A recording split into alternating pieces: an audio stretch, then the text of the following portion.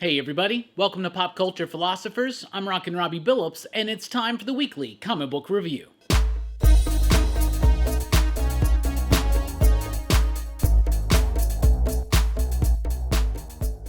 That's right, everybody. Thanks for checking out the video. I am Rockin' Robbie Billups. This is the weekly comic book review. It's the show where I read a lot of comic books, and I'll let you know what I thought about them. But first, I gotta give a mad station to Chris Merquichka, Ed Yeto, Jim Robertson, and John Rawson. They've been supporting us over at patreon.com/PCP for a good while now. We really do appreciate it, homies. I couldn't do it without you. If you want to join them in support and think the channel is worth it, you can do so at patreon.com/PCP. Now, moving along with the weekly comic book review, and we always start with the pick of the week. This week's pick of the week: Groo meets Tarzan, #1 from Dark Horse Comics. No lie, this was the most fun I've had with a comic book this week. This is comedic timing. This is comics done comedically, expertly well. And Sergio Aragonés has been doing this for a long time. He's been on Mad Magazine, and Groo's been running since the 80s, as far as I'm aware. I used to read this stuff when I was a kid. Groo the Wanderer from the Marvel Epic line. And I used to read the early Dark Horse days. It has been years since I read a Groo book, but I saw that a new one was coming out. It's tying into Tarzan. I wanted to check it out.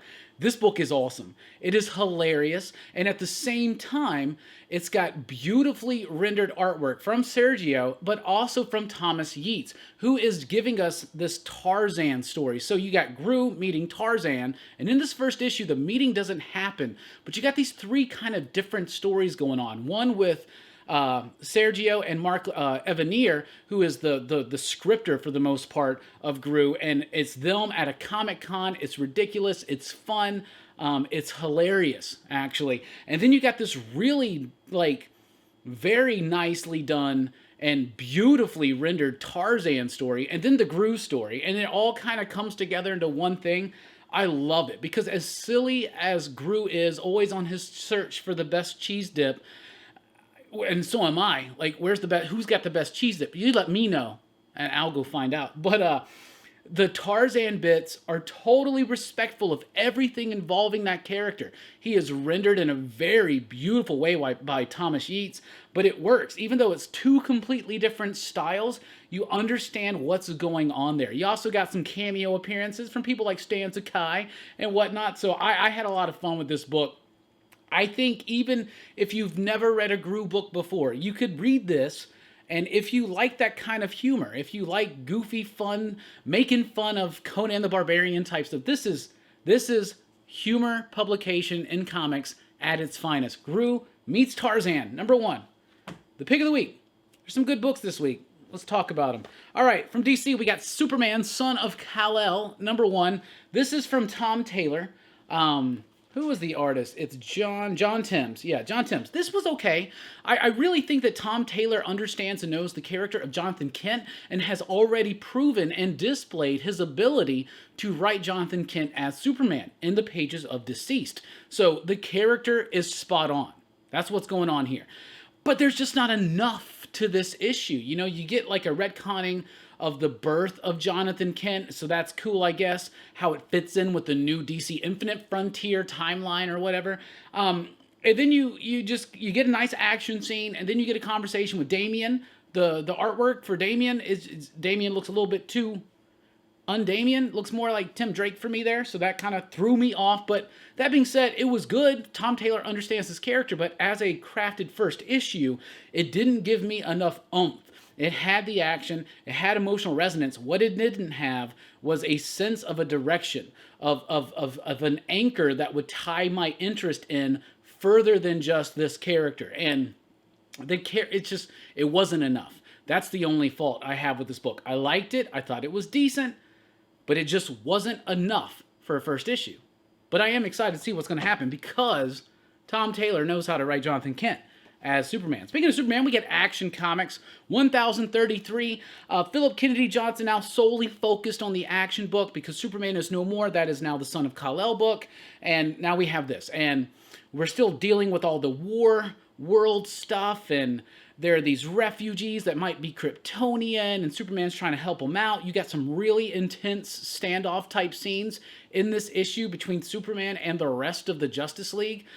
There's this artifact that came out, and Atlantis claims possession of it, and there's like, they're on the brink of war, but Superman's like, yo, we know that there's slavery going on in War World, we gotta go stop that. And it's just some really interesting stuff. Daniel Samperi, fantastic artwork, elevating Superman to the heights that he should be artistically in the pages of comics. So Action Comics 1033, I'm really digging that run. I still think it's good. Batman Superman number 20. This story has run its course. I love Gene Luen Yang and Station for the Oscar wins, three Eisner wins this last week. But Batman Superman has run its course. It's a cool, nifty idea. What they're doing with different Superman and Batman from different realities facing off against a threat. There's beautiful artwork in here by Ivan Reis of the Demon, of Etrigan, the Demon, and it's just absolutely gorgeous. Aside from that, though, the story's just starting to get a little bit boring. It's starting to run on a little bit too long, but I know it only has one, maybe two issues left, and the whole thing is done. So maybe I'll write it out, but it's just, this has been going on just a bit too long. Detective Comics 1040 is here. A super solid issue. Dan Mora returns for the artistic duties along with Jordi Belair on the coloring.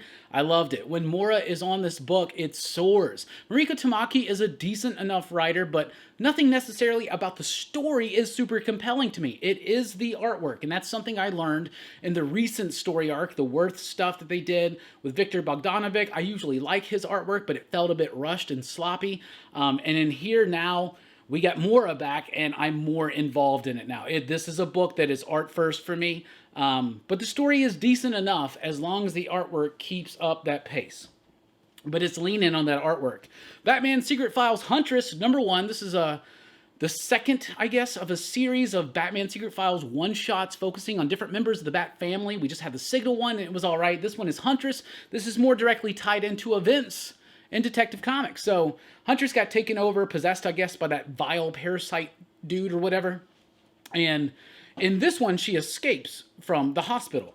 This shows how and where she goes and what she's doing, and it's interesting, and it sets up some stuff for the next issue of Detective Comics. So I don't think it's going to be necessary. I think if you just want to focus, if you're enjoying Detective Comics, you just want to read that, I think you'll be fine. They will catch you up on a couple bits of information that you learn in here. But aside from that, if you are like really involved in that story, I would definitely check this out. It's Marika Tamaki and David Lapham on the artwork from Stray Bullets, Murder Me Dead. That was a nice throwback, seeing him on the artwork. I love this dude's artwork. Not necessarily superhero. It doesn't ever cry out superhero to me, but actually the rendering's done really, really freaking well, so I'm cool with it. So the art was cool on that. Then we got Robin, number 4. Josh Williamson still doing a good job, but this is a little bit of a clunky issue for me. Basically, this story has been about Damian Wayne on this Lazarus Island. There's the League of Assassins, there's the League of Shadows, and there's the League of Lazarus, right? And he's on this like Mortal Kombat type tournament on this isle, going off against Connor Hawk and all kinds of stuff. Lots of really cool stuff's been going on. This one, though, a little bit of a dud issue. Damian leaves the island and has this like training montage with Ra's al Ghul, which, I mean, the Ra's al Ghul stuff works. There's some really nice work done there between Damian and his a talk with his grandfather, but like it totally took me out of the story that he just goes on this other like quest in the midst and has this training montage. It just didn't seem to fit the flow. But aside from that, this was the weaker issue of the Robin so far, but I am still liking the direction of that series. We have Infinite Frontier, issue number 3. I'm loving this series. We talked on Monday night. We had Comics Revisited live. We talked about Infinite Crisis. And I said that one of the things I loved so much about that run, about that event, was how everything built up into it, that it felt more natural and organic, because it wasn't just an event that happened all of a sudden, like they did a one-shot and then bam, we're in the event. They took the time to meticulously, across several titles, build into it. That's what Infinite Frontier is doing right now. I really feel like DC's got a solid direction. They know where they're going. They know what they're building up to. Right now, it seems like Joshua Williamson, and of course James Tynion, but Joshua Williamson's, it seems like he's the architect of what is on the horizon, and I'm down with it. This has got more information about why Arsenal's back all of a sudden as a Black Lantern. It's got more information about what's going on with Alan Scott and Obsidian, and a really cool twist at the end for old school fans. So this is perfect for old school fans, but if you're new school, I really like how they are taking the time to build up into the next thing and just not letting it all of a sudden happen. You know what I'm saying? I really like that. Wonder Woman is here with issue 776. I really like the direction of Wonder Woman right now, but I have to agree with my homie Jim Mint from Jim Mint Collectibles. This story has gone on just a bit too long. They spent a lot of time on the Valhalla bit of this story. Basically, Diana's wandering around the sphere of the gods trying to get back to Earth. And then they go and do an Olympus story, but it was so short. They spent so much time in Valhalla, so little time on Olympus, and then even a smaller amount of time in Fairy, but it almost feels like it could have been structured in a better way to make it actually work. But one thing that does make this work is Jill Thompson on the artwork. Yo, I am a fan of Jill Thompson from back in the Vertigo days. In particular, she did some issues of Incredibles, or not Incredibles, the Incredibles, the Invisibles. Robbie. Anyway, but the artwork is great. It's cool. She's in the land of fairy. It's a little bit more whimsical, but it's a very quick story, but it does have some moments that are integral to the ongoing story. That being said, this Afterworld story, I think it needs to move on through. It needs to move on through, but the ending of that issue kind of gives me the sense that we are moving on through. Harley Quinn number 5 is here. This may be the last one I check out. I like Stephanie Phillips as a writer, but lately some of her works have just not landed for me. Nuclear Family is one of them, and Harley Quinn's becoming one of them. I like Riley Rossmo too, but there's just, I don't know, there's something about this that's just not as interesting to me as it was when it first started. It's still decent enough. I don't know, I guess like the Hugo Strange observations are just any fan observation, and it just doesn't feel like it's stretching as much as I wanted it to, and it feels a little bit one or two note for me. And that's not any kind of a jab at the creative team, because I do really like this creative team, but Harley Quinn's inherently not a character that I'm always that interested in, so I think I'm done with that one. I also think I'm done with Mr. Miracle, The Source of Freedom, number 3. It was easy to keep up with everything when DC was only releasing like 6 to 8 titles a week, but now that DC's like going full board again, Mr. Miracle is going to be one that just drops off for me. I love the artwork in here by Fico Osio. I like some of the concepts that are dealing with the Kirby stuff and other things in between. And I love the character of Shiloh Norman, but it's just something about it is not gelling with me. The strip doesn't feel near as energetic as the artwork does, and it's just an imbalance that 3 issues in, and I don't know if I can handle it anymore. Another one I can't handle is Checkmate. Checkmate number 2. If you would have told me 20 years ago that I would pass up on a Brian Michael Bendis, Alex Maleev book that involves the Question and Green Arrow and the spy side of the DC Universe, I would have called you crazy. If you would have told me that 10 years ago, if you would have told me that 5 years ago, but I'm telling you that right now, I'm done with this book. It's so stupid, it's just drivel, it's not working for me. Alex Maleev, sometimes the way he draws superhero action falls flat, and it just doesn't work sometimes here. Aside from that, I like the artwork, but just there's nothing interesting about this story to me, and it feels like the DC Universe has already moved beyond what Bendis' plans were, and it just feels like what he's doing in Justice League and Checkmate right now is just, it's like they were like, we're going to keep you on for a little bit longer, wrap everything up, and then deuces. I think that's what's about to happen. But anyway, Checkmate number 2, whack. And then we got Wonder Woman Black and Gold, issue number 2. It's all right. This Wonder Woman anthology hasn't been as good as the Batman one for sure, and kind of on par with the Superman one, but the Superman one started off with a bang and had a really good issue on the last one. That's red and blue, and the Batman one is black and white. It's an anthology series. With Wonder Woman, it's black and gold. Some artists do some really interesting things with the usage of color, but no story really stood out. I read this a couple days ago. I think the artwork in that story is probably the best. That's the one that I think that's Tilly Walden. I don't want to misrepresent, though, who that is. Yeah, that's Tilly Walden. And there's some great artwork in here, but overall, it just didn't really do much for me. Like, these stories aren't as enticing to me as the Batman black and white ones or some of the red and blue ones, but I hope to see some more exciting stories in future issues, because I'm going to keep up with it. It's an anthology, so your opinion on one issue won't matter in the next issue because you could have some really solid stories that make up for it. Batman Reptilian issue number 2. Story-wise, I like this one a little bit more than the first issue, but I do feel like the artwork kind of took a step down. The artwork itself is good and it's nice, but it gets a bit murky and cloudy and unclear at times. And I just think that Garth Ennis's approach to Batman is just maybe a bit too aggressive.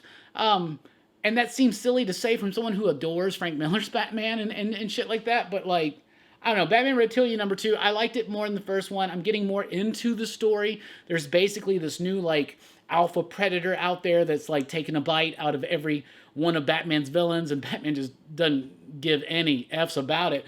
So it's all right. But even the cover's a bit murky.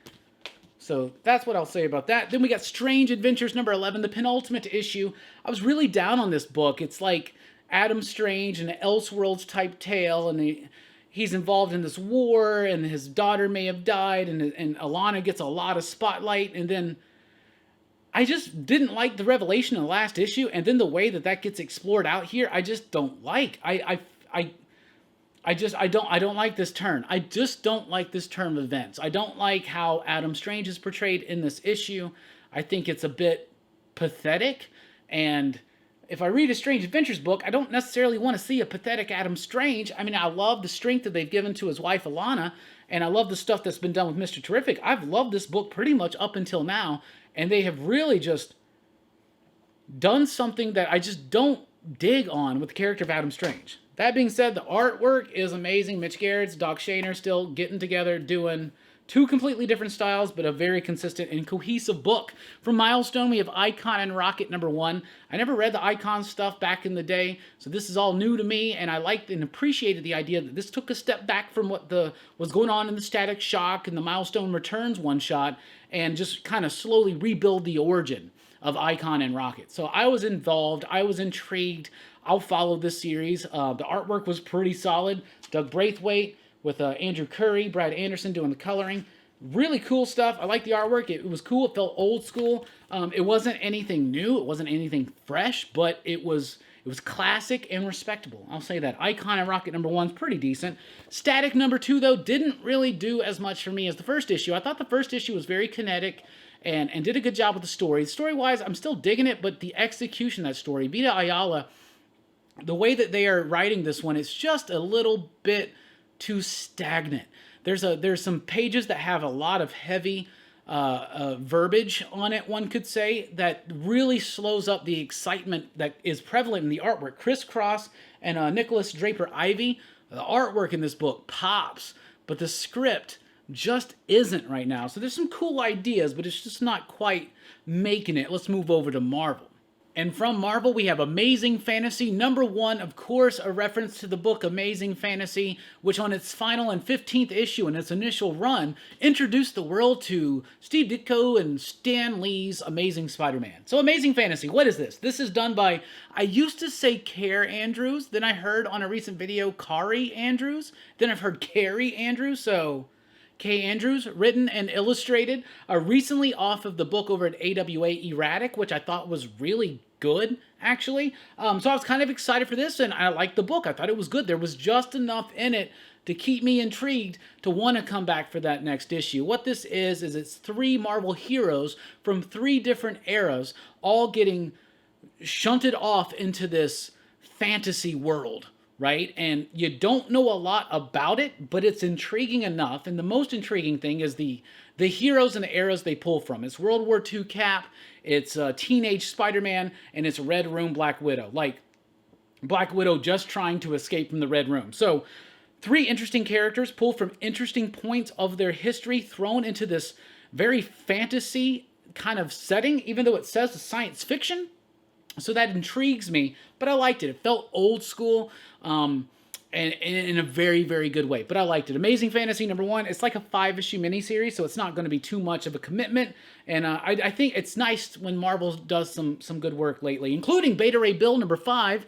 The only problem with this is that it's the final issue. I want Daniel Warren Johnson back for more Beta Ray Bill. The story ends great. A huge fight between Beta Ray Bill and Surtur, and it's just epic. It's big. It's flashy. It's exactly what you expect from Daniel Warren Johnson. And it ends kind of rather abruptly, but very badassly.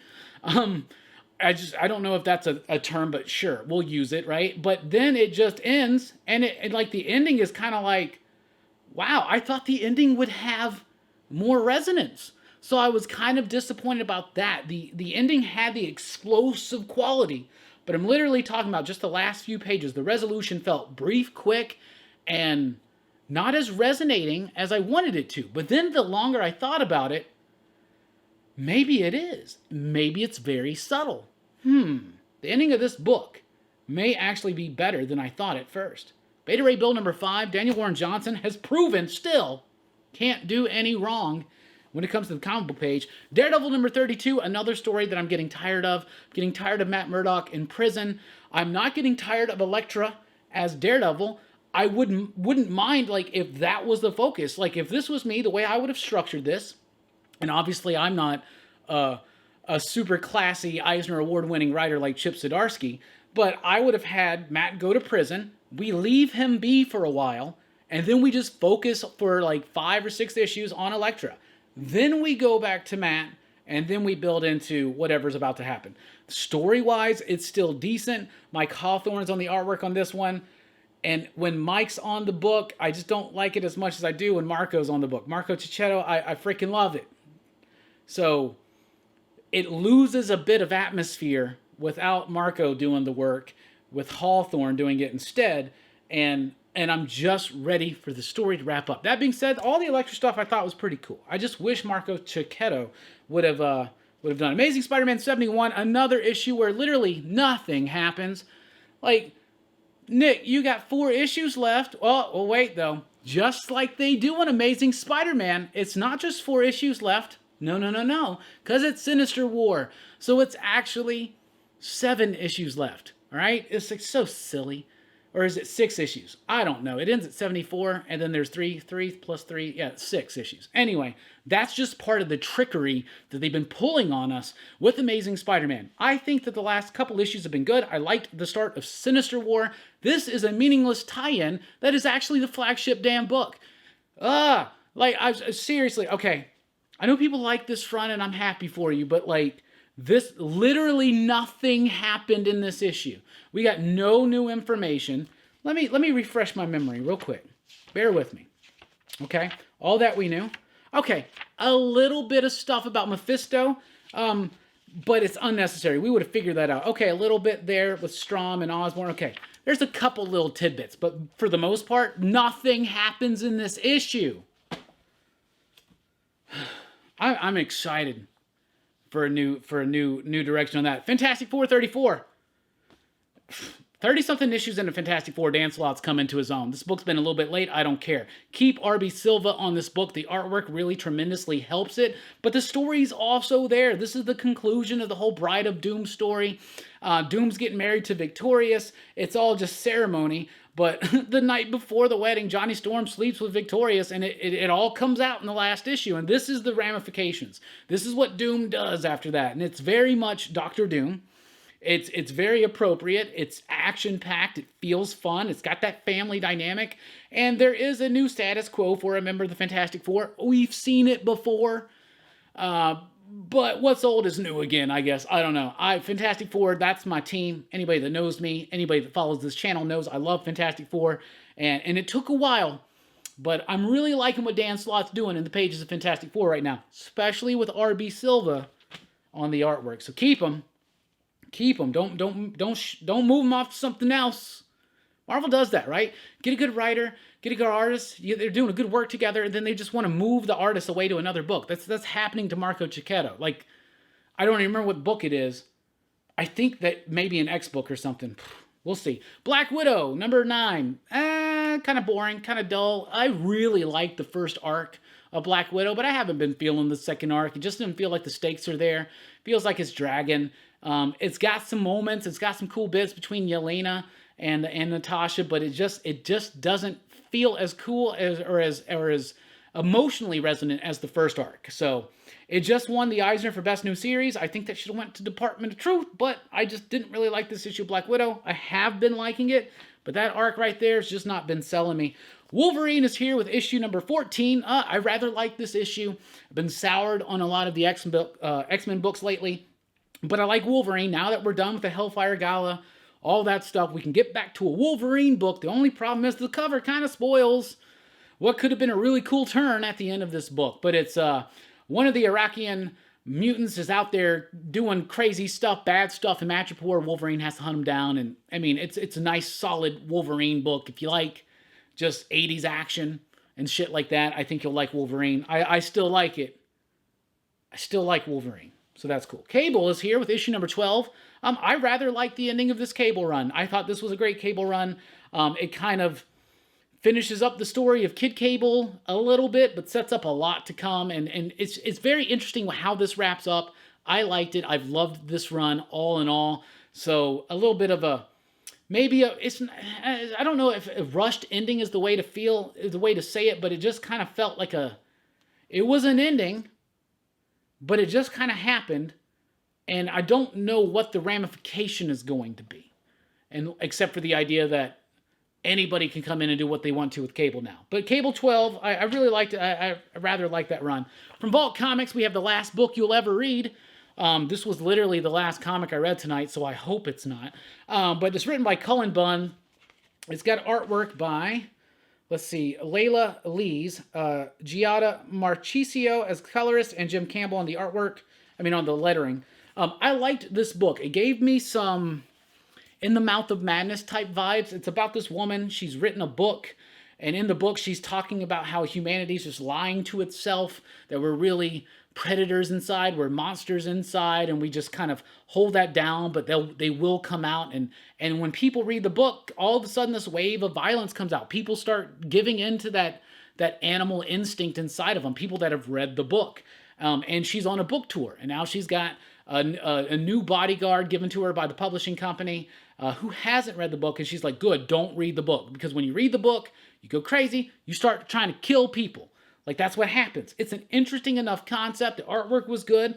For the most part, had a lot of detail to it. It has a nice flow to it, but sometimes some of the rendering's just a little bit off or something to me, but maybe it just feels a bit like rushed, but maybe that's just the style. It adds to the frantic nature of the story in certain parts, so maybe that's very intentional. But I really liked this book. I thought it was a solid debut. It really got to the point, and it developed it. And it made me very excited for issue number 2. So Last Book You'll Ever Read. If you like Cullen Bunn, if you like Vault Comics, and it's part of the Nightfall line, definitely check it out.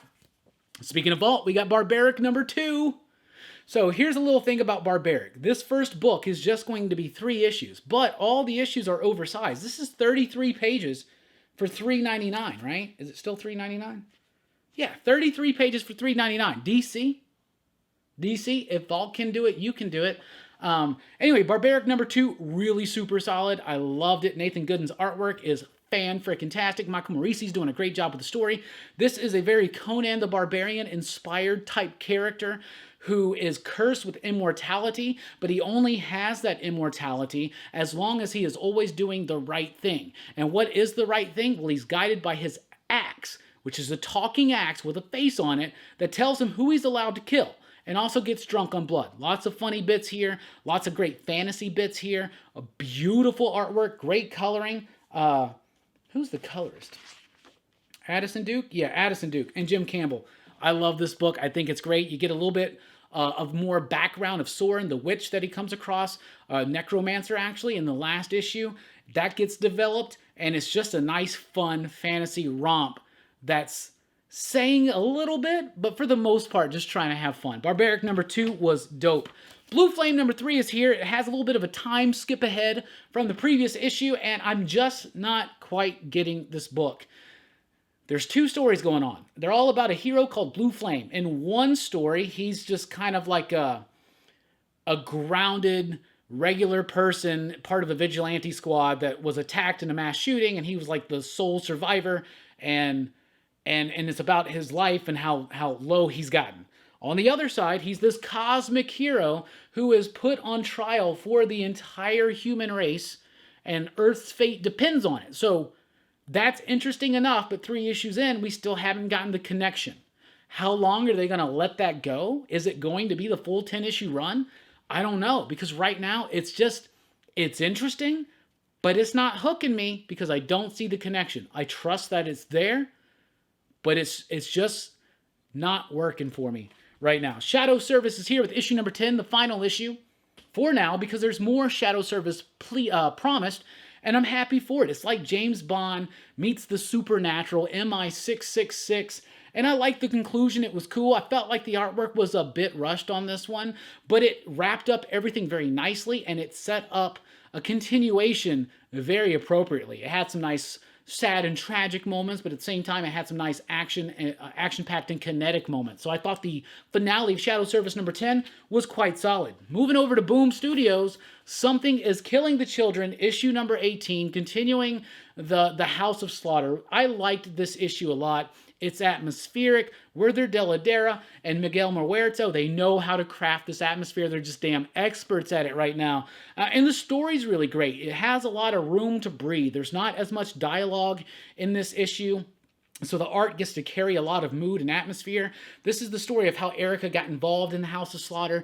This is where she starts her trial. There's this trial they have to go through, and you meet the dude who does it. So you get introduced to a new character. They explore that world, and they expand it out just a little bit. And it was really solid. I liked this issue. I liked it a lot, and it had a really cool ending where I can't wait to freaking come back to this. Something is Killing the Children, number 18. We have the initial arc, and now we're really doing some great world building, and I think James Tynan's doing a great job there. BRZRKR, watch him, listen, in case he... Okay. BRZRKR number 4 is here from Keanu Reeves, Matt Kent, and Ron Garney and Bill Crabtree. I like this book. Bloody, violent, gory, trying to say a little something,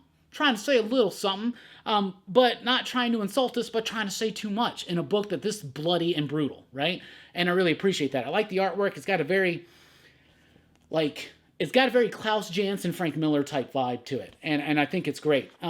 This is kind of wrapping up his origin story and also setting up the idea. It's about this immortal, played by Keanu Reeves, right? Who is just this ultimate badass. Think like a little bit like Wolverine meets Keanu Reeves, but immortal, a little bit of Conan thrown in there. They complete his origin story, but they're also alluding to the idea that the government's just wanting to try to make duplicates of him. And then there's a really cool ending here that sets up the second arc. I like BRZRKR. I think it's super cool. It's nothing that's going to change your life.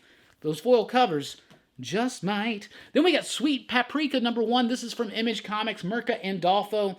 I'm not typically a big fan of her work, but I thought this one was all right. So this is a world populated by angels and demons, and it's about this one devilish demon woman who was kind of taught from a very young age not to think about sex and to kind of suppress that, right? Now she's like the CEO or like a big wig at some publishing company, and it's mostly about that. It's kind of got this weird, quirky, manga influence to it as far as the story and the character goes. It's interesting. It's a little bit raunchy. It's a little bit fun. And I enjoyed it. I actually freaking did. So Sweet Paprika number 1 was decent.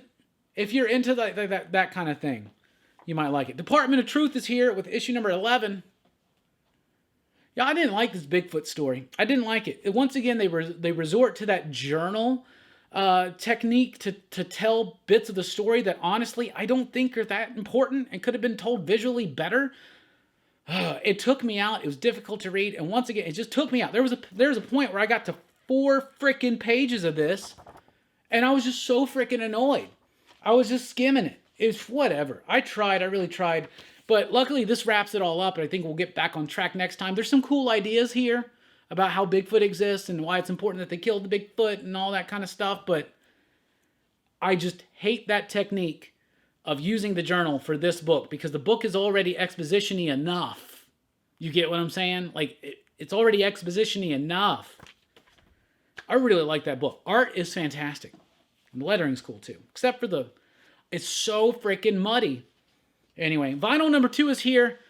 A little bit difficult to decipher at times, but for the most part, it was worth the ride. This is the story about a serial killer and the FBI agent that's been tracking him down for years, trying to put him away. And they've developed this weird kind of sick friendship. Well, the FBI agent gets kidnapped by this cult, so now the serial killer is enlisting the aid of other serial killers to go out and break him out from this cult.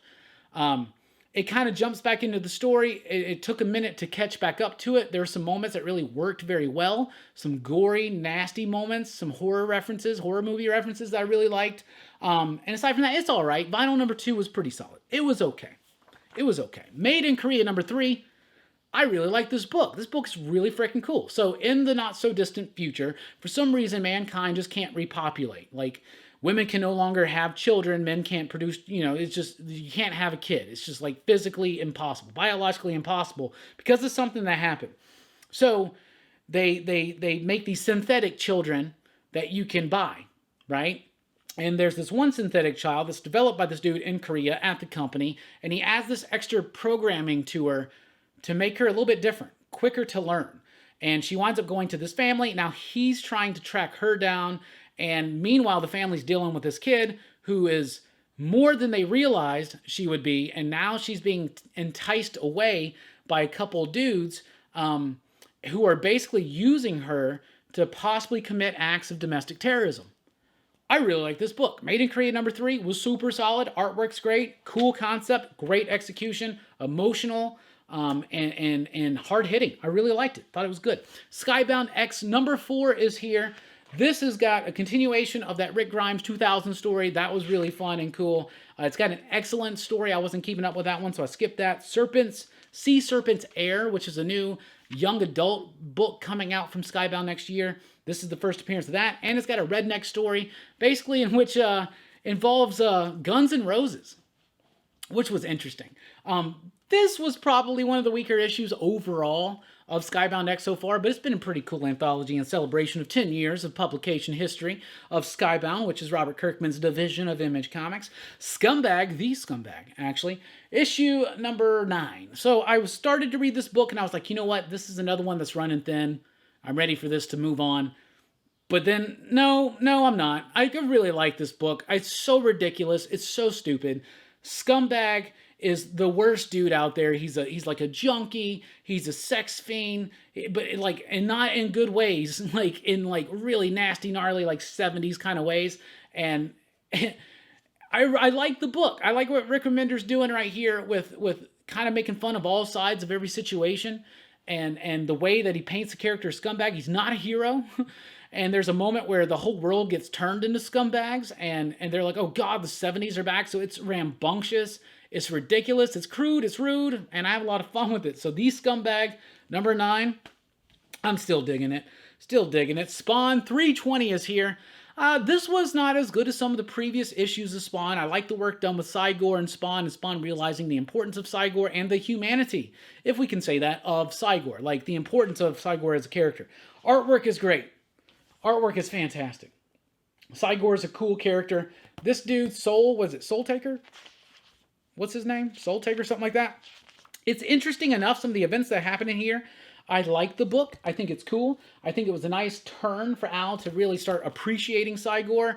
And Cygor's humanity's the wrong word, but the emotional agency, I guess we should say. Spawn 320, though, still fun. Cardstock cover. Full-on comic, $2.99. Todd McFarlane can do it. DC Marvel? I mean, the challenge has been thrown. What's your response? Y'all hear that?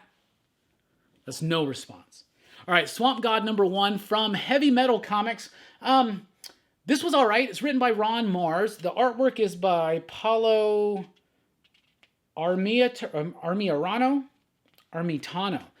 It's all right. It's set during Civil War, and it's about this group of Union soldiers comprised of Black Americans, former slaves, I'm assuming, probably, and they are sent into the Confederate territories to just cause commotion.